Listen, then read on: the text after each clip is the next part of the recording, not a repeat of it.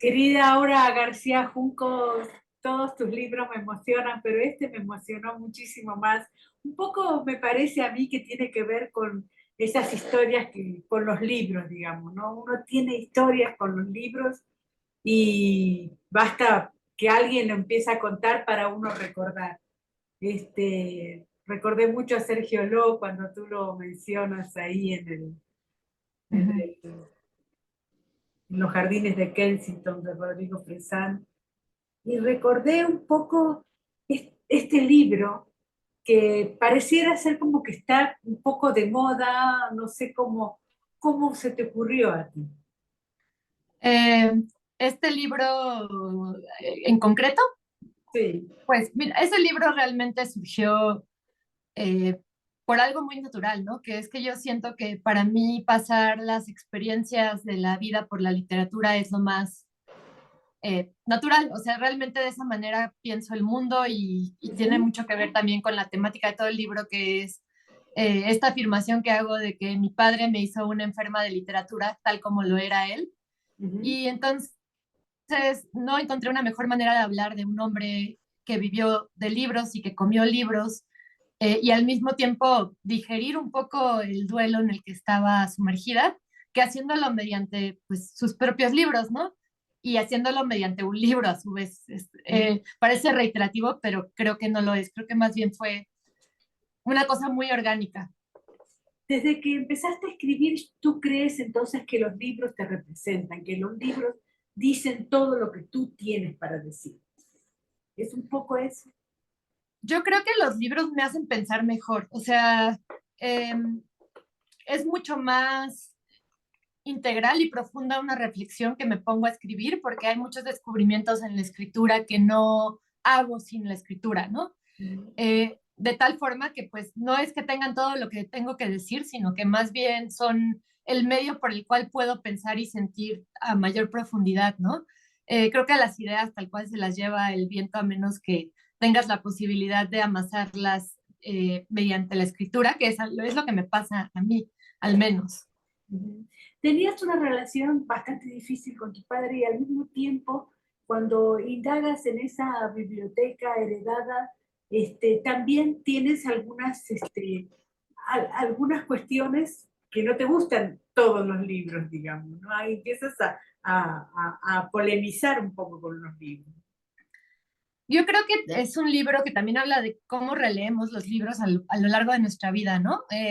Pienso en Las Cosmicómicas, que es un libro muy central para Dios Fulmine, y es un libro que leí muchísimo cuando era adolescente y obviamente la lectura que tengo ahora a mis 35 años es bien diferente porque la vida ha pasado y el feminismo ha pasado, pero creo que más que tratar de polemizar con ellos, porque qué sentido tiene pelearme con Italo Calvino, que está más que muerto y pataleando en su tumba, es entender cómo cambia la lectura que hacemos de acuerdo a lo que vivimos Sí. y también aprender a dimensionar los libros a partir de esas experiencias, ¿no?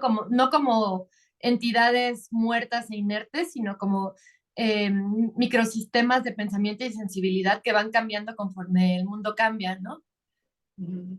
Sí, por ejemplo, yo leí Los Jardines de Kensington y a mí no me Mm. gusta para nada Rodrigo Fresán. Nunca pude entrar en ninguno de sus libros, digamos. Lo he entrevistado, lo conozco bastante bien, conozco muchos sus libros, pero siempre me quedo a la mitad, digamos. Y sin Ujú. embargo, su padre era fanático de Rodrigo Fresán. Entonces digo, ¡ay, cómo puede ser!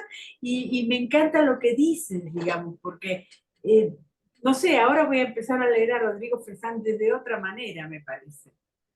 Ah, pues eso está buenísimo. Para mí también pues fue un gran descubrimiento, ¿no? Esa cosa medio arqueológica y detectivesca de encontrar que de repente hay autores o autoras que tienen una representación desproporcionada en una biblioteca, te hablan mucho de la persona que compró esos libros y que los subrayó y que los atesoró y que en el caso de mi papá, que además sobrevivieron muchas purgas y muchas ventas masivas a lo largo de su vida y a Rodrigo Fresán era un autor al que yo tampoco me había acercado hasta que de repente tuve enfrente de 7 libros suyos, ¿no? Y es como, qué gran regalo y qué gran enigma, porque qué es ese centro gravitacional que hacía que a mi papá le interesara tanto leer a este autor en particular.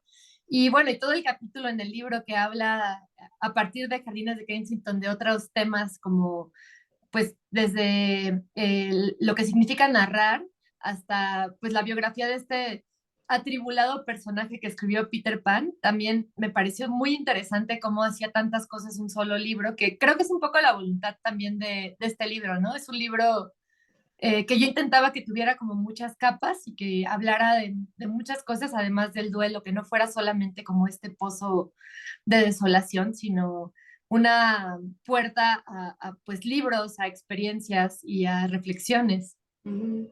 Eh, ¿Tienes alguna voluntad, alguna motivación de ser erudita? Porque yo, hará 30 años, yo pensaba ser erudita, así. Lo único que pensaba era ser eso, digamos. Después me di cuenta de que no, de que tendría que, no sé, tener 40 vidas para leer absolutamente todo. ¿Qué motivación te despierta? Además, por supuesto, de esto personal, ¿no? No, bueno, yo creo que yo tuve una motivación de ser erudita cuando entré a estudiar letras clásicas y se murió cuando salí de estudiar letras clásicas, cuando me di cuenta de que nada más para leer a los clásicos hacía falta una vida. Claro. eh, Desistí de todo intento y simplemente ahora soy feliz pensando en leer literatura que me haga disfrutar, moverme del lugar, sentir cosas, con eso me basta. O sea, si puedo aprender una que otra cosa en el proceso, qué mejor, pero para nada tengo vocación de hombre de genio del siglo XIX, definitivamente no. Y me parece que cada vez es más imposible, ¿no? Con el Claro. ritmo actual de producción es un despropósito intentarlo. Es cierto. Ahora también hay situaciones que tienen que ver con la concentración para leer. Por ejemplo, en este momento yo estoy mucho más concentrada para leer que antes. No sé por qué. En esta prevejez, digamos, que estoy teniendo ahora. ¿Qué te pasa a ti a los 35 años? ¿Lees absolutamente el libro en sí, digamos, o vas leyendo panorámicamente? ¿Cómo es la lectura para ti? Uy, qué buena pregunta. Creo que es raro preguntarle a la gente cómo es su lectura, ¿no? Para mí es muy oscilante, ¿no? Hay momentos en los que tengo una ansia devoradora de libros, en los que me leo 3 libros de un zarpazo y hay semanas en las que no puedo leer ni 10 páginas de corrido. Y bueno, y mucho se habla de cómo tenemos tantas cosas alrededor que las distracciones y la ansiedad y bla, bla, bla, y cómo de repente ya entrar a los libros es muy diferente que hace años. Y todas estas condiciones que posibilitaban los libros de 2000 páginas del siglo XIX ya murieron, ¿no? Pero yo creo que lo que sí he encontrado es que cuando logro conectar con un libro, encuentro una gran paz que no veo de otra manera, ¿no? Porque un libro te implica un desacelere necesariamente, es a diferencia de una película o de una serie que puedes ver con más o menos desatención o con la atención que quieras, pero que no demanda tanto como un libro. El libro tiene su propio ritmo, es un animal lento y eso me encanta, cuando logro entrar en el ritmo de ese animal lento, hasta siento como que mi ritmo cardíaco baja, aunque esté emocionándome mucho el contenido del libro, ¿no?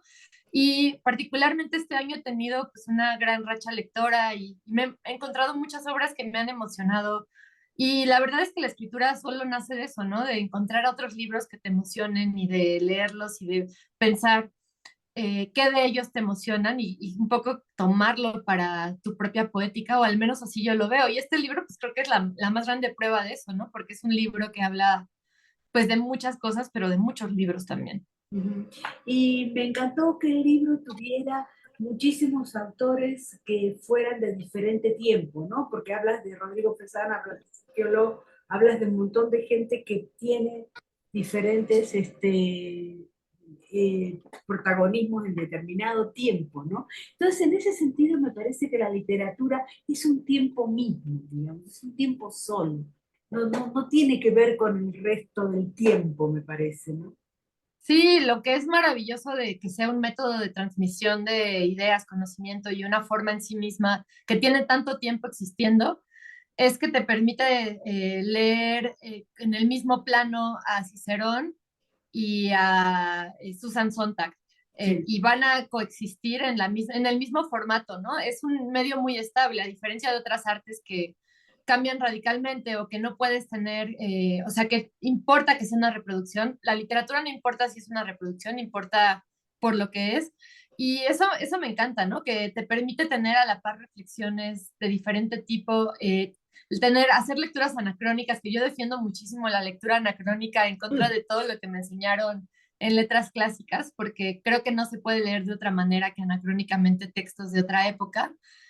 Y me gusta, en el libro me gustó ejercer la lectura anacrónica, ¿no? O sea, sí decir, ok, me encanta este libro de Calvino, pero le veo esto que tiene que ver con su representación de las mujeres de esta época. Y no por ello dejo de disfrutarlo. Y sé que leerlo así es leerlo anacrónicamente porque es de un autor que vivió en otras condiciones y otra época.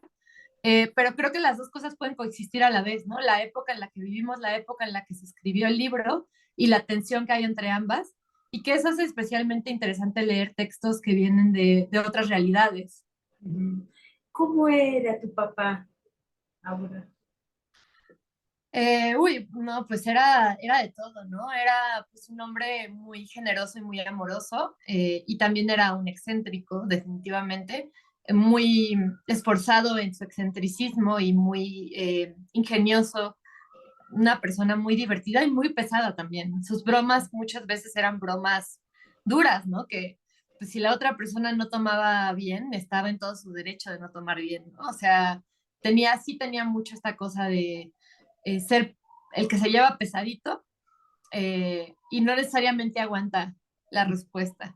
Y bueno, y también era un gran devoto de la literatura, que en ese momento era más periférica. Ahora el terror se ha revalorado y la ciencia ficción, pero para cuando él empezó con el cyberpunk, la literatura erótica y demás, pues eran el margen del margen, y él fue realmente casi que un mártir de los géneros periféricos, así como fue pues una persona que intentó hacer muchas cosas para la difusión de la lectura, que eso también yo lo rescato muchísimo. Creo que muchas veces están muy dadas las maneras en las que se tiene que incitar a la gente a leer, y hubo toda una generación en ese momento que trató de romper con eso y hacerlo de manera más creativa, a la cual perteneció mi papá y lo hizo muchísimo, ¿no? Ahora, digo, me resulta interesante, lo estaba pensando estas semanas, que otra vez volvieron a cambiar las cosas y ahora hay otra generación que está haciendo difusión de la lectura de otras maneras, por redes sociales y demás. Y como que siento que hay una línea, aunque parece muy discontinua, sí hay una correlación entre esta misión difusora en la que él estuvo y este presente en el que las cosas han cambiado, pero los objetivos son los mismos. Me salí un poco del tema, pero bueno, es que creo que sí era muy, muy medular en él esta parte de que era, pues, sufría de una especie de quijotismo de la difusión de la literatura. Y bueno, y luego está también pues el lado más oscuro y el lado más difícil, que también es el otro lado del que hablo en el libro, ¿no? No solamente hablo de estas cosas brillantes que creo que sí hay que rescatar, porque además es como el lado B de la cultura de la Ciudad de México de ese momento y el lado B en general de la cultura. Eh, pero bueno, también obviamente tengo que hablar de las otras partes que tienen más que ver con pues su masculinidad y su educación sentimental, y las cosas que eso propiciaron tanto en su vida como en nuestra relación. Ujú. Se lo dedicaste a tu hermano Juan, Ujú, y me pareció, a mí, bueno, yo perdí a mi padre a los 25 años, entonces lo perdí muy, muy joven, tenía 45 cuando murió. ujú. Entonces, en ese sentido, es recordarlo, es un poco también como tú dices de Lewin, ¿no? Esta cosa de recordar después del duelo finalmente, ¿no? Es decir, ¿cómo lo recuerdo? La otra vez me preguntaba a alguien si yo recordaba la voz de mi padre y Ujú, traté de pensarlo y no lo sé, digamos, ¿no? ujú. Pareciera ser que mi padre tiene como mi voz, digamos, en ese aspecto. ¿Y cómo estás con ese duelo, más allá de este libro? Eh, Más allá del libro está más en el libro. O sea, ese arco que describe mi personaje dentro del libro, sí es un arco que yo viví mientras lo escribía en esos 10 meses. Porque bueno, finalmente confrontar las cosas ayuda a sanarlas, al menos yo así lo veo, o al menos así fue mi proceso dentro de la escritura. Y obviamente pues sigo extrañando a mi padre, no creo que eso vaya a cambiar nunca, pero sí terminé con una sensación de sosiego que no tenía antes, ¿no? Y con una paz eh, por haber pintado los límites entre lo que él fue y lo que yo fui, cosa que es difícil, o sea, era difícil para mí entender qué partes de su vida tenía que yo cargar como mi responsabilidad y qué partes eran, pues, él, ¿no? Y escribir este libro fue un ejercicio muy, muy radical de aceptación, con sus ires y venires, porque creo que es un libro que sí intenté que fuera muy honesto en ese sentido y que fuera una especie de bitácora de esos ires y venires. Y eso pues tuvo como resultado que yo terminara con una gran paz, ¿no? O sea, quizás no una paz perfecta porque eso no existe, pero sí con un peso menos de encima, que pues así sale también un poco el libro, ¿no? Con esa idea un poco de aceptación de muchas cosas y de otras no siempre estarán en tensión, porque es una situación compleja y es una realidad compleja y él era complejo y yo también lo soy, pero la verdad es que sí ha sido muy, muy liberador todo este proceso. Que bueno, ahora escribes el libro en un lenguaje inclusivo, Ujú, que bueno, a mí no me gusta mucho el lenguaje inclusivo para nada, pero también es cierto que al leerlo tampoco molesta, digamos, ¿no? En ese ujú. sentido, ¿cómo ves el lenguaje inclusivo y cómo defiendes el lenguaje inclusivo? Yo en la narrativa personal que he escrito, ya sea en ensayos o en textos que son, como ese que es narrativa personal más que ensayo o ambas cosas, me resulta muy difícil no escribir así porque yo lo uso en mi lenguaje cotidiano, ¿no? Se me hace incluso algo forzado usar un lenguaje que no sea inclusivo porque para mí es una apuesta retórica importante, retórica y política muy importante. Pues hay muchas personas en mi entorno que son personas no binarias y que hay que, pues, considerar, ¿no? Además de que, pues, sí creo que es bien importante hacer que el papel de las mujeres, no solamente de las personas no binarias, esté presente también en el lenguaje. Y creo que el lenguaje sí es como ese lugar donde hay muchas marcas sociales a lo largo del tiempo, ¿no? Y son marcas sociales de todo tipo, ¿no? Incluso racistas, clasistas y demás. Y creo que no está mal tratar de hacer esa apuesta, ¿no? De hecho, pues en el libro también explícito hay una parte en la que se habla del lenguaje inclusivo y Sí, pues yo no sé qué va a pasar, no sé si ahora sí que esto va a pegar o no, pero para mí es importante hacerlo al menos la lucha y ver qué pasa, ¿no? Y ver eh, si ahí hay algo, o sea, no creo que valga la pena simplemente descartarlo como algunas personas hacen diciendo, pero es que eso no va a cambiar el mundo. Pues no, yo no creo que eso en sí mismo vaya a cambiar el mundo, creo que es parte de hecho del que el mundo esté cambiando. Y lo que sí quiero destacar es que en este libro hice un gran trabajo con el lenguaje inclusivo, o sea, no quiero decir que lo hice muy bien, sino que el trabajo fue muy grande, porque yo quería que fuera un libro que se pudiera leer con mucha fluidez. claro. eh, Me preocupé mucho con que hubiera, en la medida de lo posible, un nivel de neutralización del lenguaje muy grande, y solo utilizando la X en los momentos en que fuera imprescindible, que son parte de mis propios experimentos con el lenguaje, no solo con el lenguaje inclusivo. Eh, y pues creo que al final se nota, al menos yo lo noté al releerlo, que sí hay una intención de limar lo más que se pueda esto y de encontrar nuevas maneras de narrar desde ahí, ¿no? Mm. Ahora ya vamos a ir terminando. A mí no me molestó el lenguaje inclusivo porque además hiciste un panorama de la literatura sin discriminar, digamos, ¿no? Es decir, Ujú, no dijiste, bueno, vamos a hablar solo de mujeres o vamos a hablar solo de hombres. En ese sentido, me parece ujú. como un material de lectura muy importante y me parece, no sé qué sientes tú, si hay como una tendencia ahora a hacer esos libros que tienen que ver con libros. Yo creo que como escritores y escritoras siempre hemos tenido ese fetiche, ¿no? Si Sí, tú buscas, siempre encuentras que los y las escritoras que han tenido una larga obra siempre sucumben en algún momento a hacer un libro sobre libros, porque sí, al final sí somos personas que están enloquecidas por los libros, ¿no? No sé si es algo tan de nuestra época, pero claro que, no sé, ayer me preguntaban en una entrevista acerca de leer Mata de Luna Miguel, que es un libro sobre la lectura y la lectura de libros desde el cuerpo, ¿no? Sí, yo había pensado en ese libro y pues no había pensado en ese libro, pero claro que veo ahí que hay un puente que se tiende, ¿no? Eh, y hablando de la elección de los libros de los que quise hablar en el libro, pues para mí era bien importante que hubiera un componente un poco de intuitivo, ¿no? Que no fuera tanto como racionalmente yo quiero elegir estos libros porque van de acuerdo a mis convicciones políticas.